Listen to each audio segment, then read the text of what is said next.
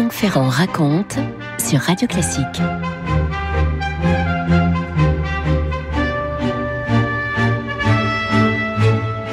Bonjour à tous. C'était le 7 avril 1921, par une belle journée de printemps, une journée parisienne, cérémonie organisée en hommage aux soldats inconnus inhumés sous l'Arc de Triomphe. Ça fait à l'époque quelques mois, depuis le 11 novembre de l'année précédente, qu'un héros anonyme repose sous le monument. Eh bien, ce 7 avril, ce sont les colonies françaises qui rendent cet hommage solennel.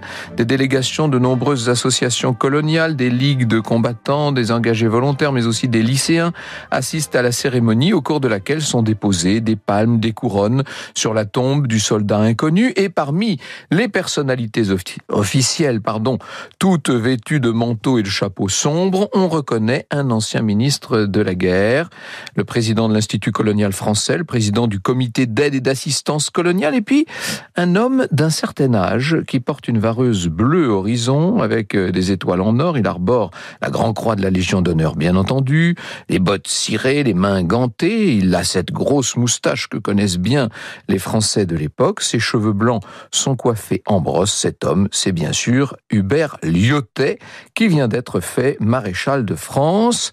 L'année précédente, il a été reçu à l'Académie française. Il a mis 8 ans pour être reçu, 8 ans après son élection. Lyautey, il y a eu la guerre entre deux.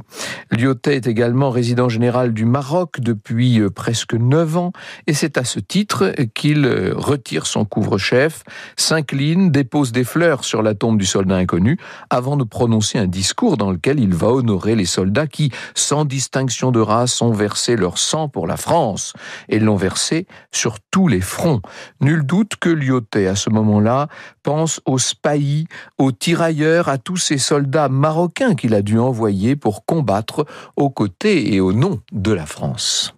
Franck Ferrand sur Radio Classique.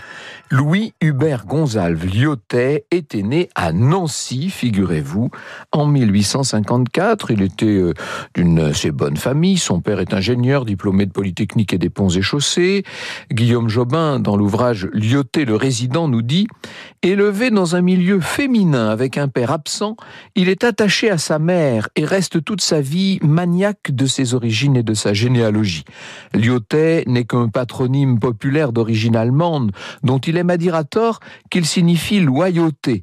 De plus, la noblesse n'étant pas transmise par la mère dans la coutume française, il n'est pas aristocrate et souffre de ce complexe. Ça va même être quasiment, ça pourrait être un fil conducteur pour mieux comprendre un certain nombre des engagements de Lyautey. À l'âge de 18 mois, il est victime d'un grave accident. On est sur la place Stanislas à Nancy, alors que toute la famille assiste aux célébrations de la naissance du prince impérial, le fils de Napoléon III et de l'impératrice Eugénie. On est à un balcon de l'hôtel de la Reine pour assister aux cérémonies. L'hôtel de la Reine appartient au Lyautey. Eh bien, Hubert va tomber.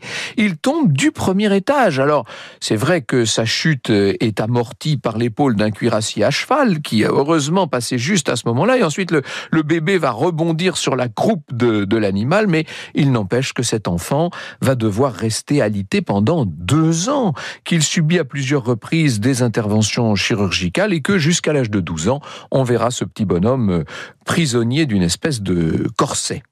Pour occuper ses journées, le petit Louis Hubert, devrais-je dire, lit énormément, surtout des ouvrages d'histoire, d'aventure. Il est fasciné par l'histoire de France, par les règnes glorieux. Très vite, il va soutenir, disons-le, des opinions monarchistes. À seulement 12 ans, il écrit un court pamphlet. Pourquoi sommes-nous royalistes ? Plutôt qu'une profession de foi royaliste, il faut peut-être y voir un semblant de contestation contre le Second Empire ou une manifestation de conservatisme social chez de jeunes romantiques. Oui, je vous dis bien que c'est écrit à 12 ans, ça.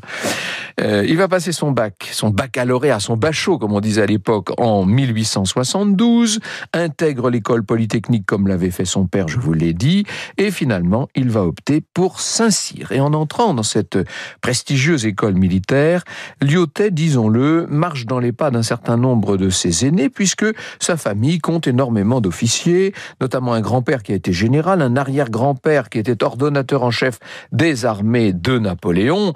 Vous voyez qu'il y a une tradition tradition familiale, bien entendu. Le parcours d'Hubert à Saint-Cyr est absolument irréprochable. Il est ce qu'on appelle un excellent sujet, qu'est-ce que vous voulez. Sur 281 membres de la promotion 1875, il va sortir 29e. Toutefois, il n'a pas véritablement envie de se tourner vers une carrière militaire. Lui, ce qui le passionne, c'est la politique. Ça a toujours été la politique. Et puis, c'est vrai que les affaires militaires, d'une certaine manière, ne le passionnent pas. D'ailleurs, pendant toute sa vie, toute son existence, il va marquer une certaine distance à l'égard des questions d'armée. Il expliquera plus tard à l'historien Daniel Halévy: « Je ne suis resté dans l'armée que par une suite de circonstances paradoxales, après avoir failli 20 fois la quitter. » Et on peut lui faire confiance quand il le dit, peut-être même que c'est davantage encore. Il sort donc de Saint-Cyr, Lyautey, est affecté dans un bataillon de chasseurs à pied, puis un régiment de chasseurs à cheval. Néanmoins, et oui, il doit bien suivre sa carrière, et ensuite, il va se trouver incorporé au 2e régiment de hussards de Cézanne. On est là dans l'est de la France, un régiment qui, j'allais dire, nous y voilà, en 1880, va avoir pour mission de partir pour l'Algérie. Franck Ferrand sur Radio Classique. Lyautey s'était déjà rendu en Algérie à l'occasion d'une permission et il en avait profité pour découvrir cette culture arabe qui va beaucoup le marquer. Il s'était intéressé à l'islam et au cours des 2 années que maintenant il va passer en Algérie, on peut dire qu'il se passionne véritablement pour tout cet univers, ses traditions, ses coutumes locales, pour la religion musulmane aussi. Il apprend l'arabe avec beaucoup de facilité, semble-t-il. Il s'habille à l'algérienne. Vous allez me dire, tout ça est un peu étonnant. Peut-être pas tant que ça lorsqu'on sait qu'à cette époque, le jeune Lyautey traverse une véritable crise existentielle. Il faut vous dire qu'il est homosexuel à une époque où ça n'est pas du tout accepté. Il se sent plus ou moins rejeté par le monde dont il est issu. Tout ça va le détourner du catholicisme et le rapprocher d'une certaine manière de l'Orient, de la culture arabe et de la religion musulmane. Lyautey va aussi se familiariser avec les questions coloniales, l'administration, la politique française en Algérie, dont il ne partage pas du tout les orientations à l'époque. Et dans une lettre à son père, il écrit « On promet aux indigènes l'extermination et la servitude au lieu de leur offrir la participation à notre prospérité. » Ça va être une des idées de sa vie, ça bien entendu. Vous allez voir jusqu'où il va la porter, cette idée-là. Il rentre en métropole donc en 1882, vous aurez fait vous-même le calcul. Il est promu capitaine à ce moment-là. Il est affecté à un régiment de chasseurs dans les Vosges, puis il est nommé aide de camp de l'inspecteur général de la cavalerie. N'oubliez pas l'époque où nous sommes, on est en plein moment de reconstitution d'une armée digne de prendre la revanche sur ce qui s'était passé en 1870-1871. On prépare d'une certaine manière la revanche. En 87, Lyautey prend le commandement du 1er escadron du 4e régiment de chasseurs à cheval. On est donc là à Saint-Germain-en-Laye et il va faire tous ses efforts pour essayer d'améliorer les conditions de vie. Il veut que ces hommes soient moins maltraités qu'ils ne l'étaient. Depuis toujours, il s'intéresse à ces hommes de troupes généralement méprisés dans la haute hiérarchie militaire. Il écrit dans Le rôle social de l'officier, c'est un texte qui est publié dans la Revue des Deux Mondes en 1891, « L'essentiel est de connaître parfaitement les hommes dont on a la charge, en témoignant à ces hommes de la sollicitude, en leur prouvant l'intérêt personnel qu'ils leur portent non par des discours mais par des preuves directes tirées de la connaissance de leur personne et de leurs intérêts, l'officier acquiert forcément leur affection et leur confiance.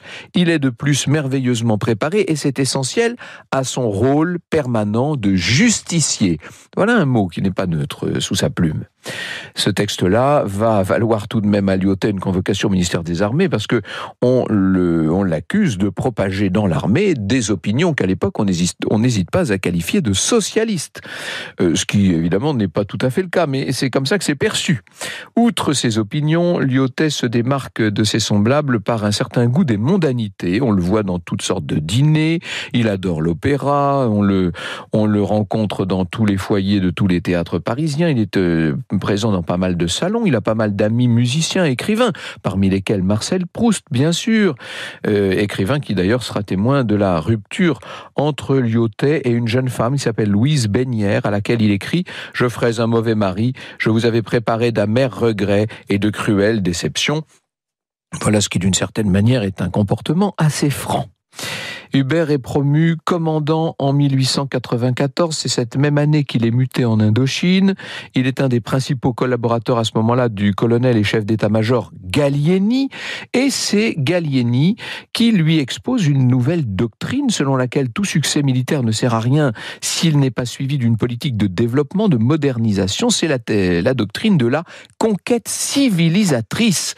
Il s'agit en quelque sorte, à travers des installations militaires, de développer des voies de communication, de développer de nouvelles cultures agricoles, du commerce, de reconstruire des villages, etc. Et ça va faire 3 années comme ça, passionnantes en Indochine, après quoi Gallieni part pour Madagascar. On est là en 97, Madagascar où les violences sont à leur comble entre indigènes et troupes coloniales.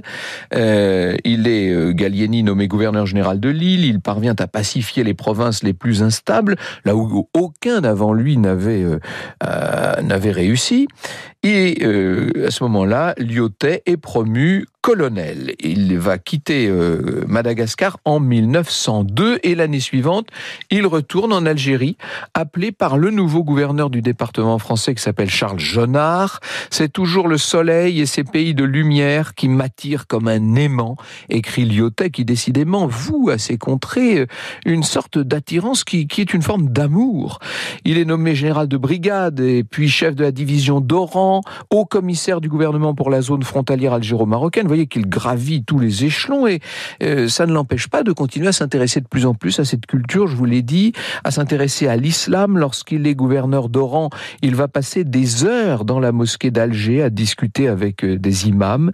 Et en 1910, après 7 années, il quitte l'Algérie. 2 ans plus tard, c'est au Maroc qu'il est appelé. Et voilà, j'ai prononcé le mot magique, j'allais dire. En 1912, Lyautey est résident général au Maroc, poste très important. Il est le 2e personnage de la France coloniale après les gouverneurs généraux, donc le 3e, après les gouverneurs généraux d'Algérie et du Sénégal.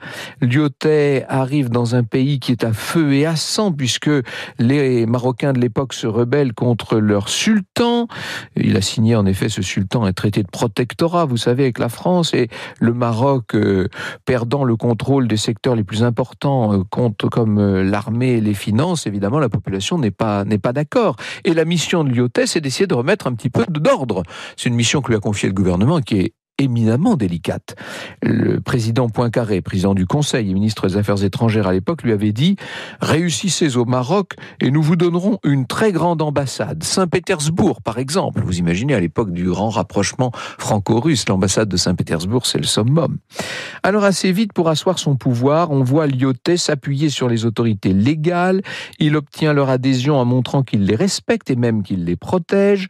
Il veut replacer le sultan au centre de la vie politique et religieuse et en faire le chef des musulmans qu'il n'aurait jamais dû cesser d'être au Maroc, ce qui va permettre à ce souverain d'acquérir une légitimité auprès de tribus qui à l'époque étaient en train de faire sécession et puisqu'il y a encore pas mal de zones qui sont entrées en dissidence, notamment Marrakech, les troupes françaises vont réprimer les soulèvements, mais pour essayer de pacifier ces régions, Lyautey est convaincu que la force ne peut pas suffire. La force, elle ne doit intervenir, pense-t-il, qu'en dernier recours. Comme le lui avait appris Gallieni 20 ans plus tôt en Indochine, Lyautey est convaincu que c'est par le développement, rappelez-vous cette théorie essentielle de la conquête civilisatrice, c'est par le développement que cette pacification sera véritablement possible. Franck Ferrand sur Radio Classique. Lyautey transforme le Maroc en vérité. Il lance toutes sortes de réformes économiques, judiciaires, administratives, peut-être d'abord et avant tout. En quelques années, on voit apparaître le chemin de fer, des routes sont partout créées, les ports, l'agriculture, l'industrie, la recherche et l'exploitation minière vont se développer. On est en train de faire du Maroc un pays moderne, tout simplement, et c'est Lyautey, ça. Système de santé qui est mis en place, des écoles, des lycées qu'on construit un peu partout grâce à l'exode rural et à l'urbanisation. Les villes côtières, Rabat, Casablanca, gagnent des milliers d'habitants. On va donc les redessiner en construisant carrément de nouveaux monuments, etc. Et que ce soit dans ses méthodes, dans ses convictions, dans sa personnalité, tout simplement, Lyautey se trouve en décalage assez net avec la mentalité coloniale de l'époque. Voilà ce que nous dit Vladimir d'Ormesson, qui s'y connaissait en études psychologiques. Lyautey travaillait toute la matinée avec ses collaborateurs immédiats, écrit Vladimir d'Ormesson. Les chefs de service venaient au rapport, il donnait ses ordres et l'après-midi, il recevait. Il allait, il fonçait ici et là, presque toujours à l'improviste, surprendre tel chantier, tel bureau, telle administration en plein travail. La chaleur ne le décourageait pas. On connaissait les habitudes du patron, elle maintenait un état de tension partout. La population indigène en concevait une sorte de satisfaction sacrée tant ses manières d'agir étaient à l'opposé de celles auxquelles elle était habituée. Ce qui frappait dans le gouvernement du général, c'était l'intérêt qu'il portait à tout, quelles que fussent les formes de l'activité. Il se plaisait à répéter qu'il n'y avait pas de petites choses. À l'exception de 4 mois où il a occupé le poste de ministre de la guerre, on est là de décembre 1916 à mars 1917, courte expérience qui va d'ailleurs se terminer par une démission retentissante, Lyautey va rester au Maroc et il va y rester en tout pendant 13 ans. Mais son départ est assez soudain et il va lui laisser un goût assez amer. Il faut vous dire qu'il est impliqué dans cette guerre du Rif qui oppose la République riffaine d'Abdelkrim aux Espagnols et puis bientôt aux Français. Lyautey voit débarquer en juillet 1925 le maréchal Pétain qui est envoyé directement par le gouvernement pour inspecter le Maroc. Or, il faut vous dire que Lyautey et Pétain ne s'aiment pas du tout et finalement Lyautey va donc démissionner. Il dira de ces années marocaines « J'ai réussi parce que je suis monarchiste et que je me suis trouvé en pays monarchique. Il y avait le sultan, dont je n'ai jamais cessé de respecter et de soutenir l'autorité. J'étais religieux, et le Maroc est un pays religieux. Je crois qu'il n'y a pas de vie nationale possible et prospère et naturelle qui ne fasse sa place aux sentiments religieux, aux disciplines religieuses. Je crois à la bienfaisance, à la nécessité d'une vie sociale hiérarchisée. Je suis pour l'aristocratie, pour le gouvernement des meilleurs, mais tout cela m'eût été impossible en France. » Il n'ajoute pas dans la République française, mais tout le monde aura compris. Lyautey ne mâche pas ses mots, il a toujours eu l'habitude, vous l'aurez remarqué, d'être assez direct. Franck Ferrand sur Radio Classique. Il revient donc en métropole. On va le charger à ce moment-là de l'organisation de l'exposition coloniale internationale de Vincennes, la fameuse expo coloniale qu'il inaugure en 1931. Et on peut dire que même si son départ du Maroc a été douloureux, le maréchal Lyautey va finir sa vie d'une façon assez agréable néanmoins. Il reçoit plusieurs fois chez lui le sultan et ses enfants dans son château de Torray en Lorraine. Il va d'ailleurs organiser des bourses d'études pour les étudiants marocains. Lyautey mourra le 27 juillet 1934 à l'âge de 80 ans. Il meurt dans son château lorrain. On va lui organiser des obsèques nationales, bien entendu, obsèques qui se déroulent à Nancy le 2 août, jour de deuil national, en présence du président de la République de l'époque, Albert Lebrun, de plusieurs ministres, de 4 pachas et bien sûr des tirailleurs marocains qui sont là, bien sûr, qui sont là fidèles au poste, même si le soleil, lui, n'est pas présent. Le sultan Mohamed V n'a pas fait le voyage, mais il a été l'un des premiers à se recueillir sur la dépouille de Lyautey. On peut lire dans le Figaro du 29 juillet 1934, je cite le Figaro, « 2 officiers de tirailleurs en grande tenue montaient la garde d'honneur, sabre au clair, au chevet de l'illustre mort. Le sultan, les yeux embués de larmes, contempla quelques instants le visage calme et serein du maréchal. Il déposa près du corps une gerbe de glaïeul et d'œillet. » Vous écoutez Radio Classique.